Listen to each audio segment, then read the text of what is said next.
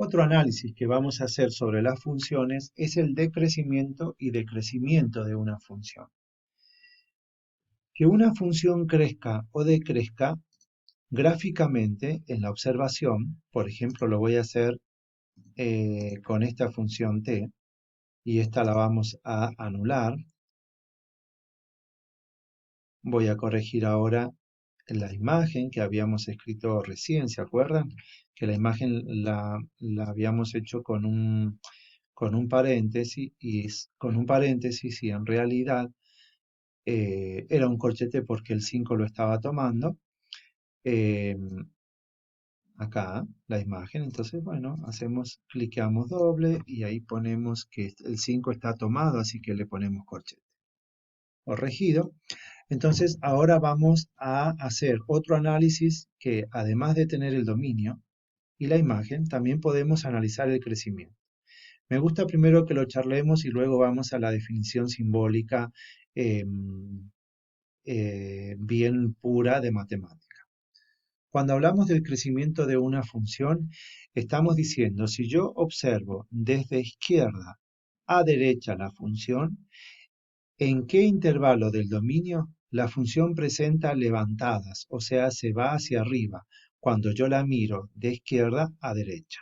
Fíjense, si yo miro de izquierda a derecha, primero me encuentro con algo que viene en bajada de la función y luego a partir de acá, si sigo mirando hacia derecha, veo un sector que va en subida de la función.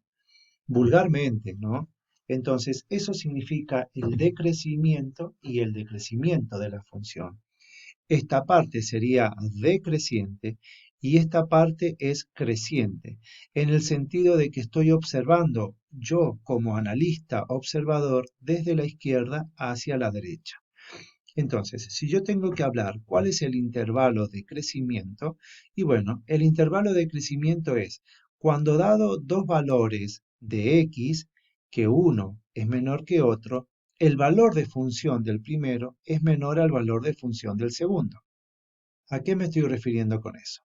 Fíjense, si yo toco, vamos a cambiar un poquito esta función y en vez de poner 5 le vamos a poner 1 para que baje hasta el 1, es la ordenada al origen, acá. Entonces fíjense que yo quiero ver los valores, bueno, 2x, bueno, quiero ver entre 1 y 2. Siendo 1 menor que 2, el valor de función de 1 tiene que ser menor al valor de función de 2 para decir que es creciente. Entonces fíjense, 1 es menor que 2. El valor de función de 1 es 3. Y el valor de función de 2, si seguimos mirando para allá, el valor de función de 2 es 9. Entonces, como 3 es menor que 9, o sea que la relación de menor se verifica tanto acá como para los i correspondientes a esos valores que miro. Entonces digo que la función es creciente. En sentido contrario, el decrecimiento lo hablo al revés. Digo que siendo menores en las x, en las y se dan al revés, son mayores. O sea, me refiero, a ver, voy a decir de que menos 2 es menor a menos 1, eso está clarísimo. Menos 2 es menor a menos 1. Sin embargo, el valor de función de menos 2 es 9 y el valor de función de menos 1 es 3. O sea que, siendo menos 2 menor a menos 1, no es menor el valor de función de menos 2, que es 9, con respecto al valor de función de menos 1, que es 3. Entonces, esa es la definición simbólica que quiero que analicemos aquí, crecimiento y decrecimiento. Decimos que una función f cualquiera es creciente si para dos cualesquiera valores del dominio a y b, siendo a menor que b, se verifica que el valor de función de a es menor al valor de función de b. Lo que decíamos recién. Y el decrecimiento va a ser al revés. Siendo a menor que b, el valor de función de a es mayor al valor de función de b. Y también utilizamos intervalos para expresar. Por eso les decía que todo lo que habíamos trabajado con intervalos y conjuntos iba a ser útil para trabajarlo aquí. Entonces, bueno, supongamos esta función que tenemos en el ejemplo, cuándo crece y cuándo decrece. Fíjense, Desde allá, desde el infinito hasta este valor que es el 5, la función decrece. Pero fíjense que tanto el decrecimiento como el crecimiento es del dominio. Entonces yo tengo que ver cuál es el correlato o la correlación que hay de ese sector de la curva con respecto al eje X. Entonces, ¿qué podría ser? Desde el menos infinito hasta este valor que es este, hasta el 0, la función es decreciente. Y luego, a partir del 0 hacia allá arriba, que si veo el correlato en el eje X es desde el 0 hacia el más infinito, la función es creciente. ¿Se entiende? Entonces vamos ahora a la parte gráfica. Aquí, en este caso, si yo quiero hablar del intervalo creciente, voy a decir que el intervalo, voy a poner ID primero para el intervalo decreciente. ¿Cuánto es el intervalo decreciente? El intervalo decreciente es desde allá, que viene desde el más infinito hasta acá, pero tengo que dar su correlación con el eje X. Entonces, todos estos valores que están acá se corresponden a estos valores de X.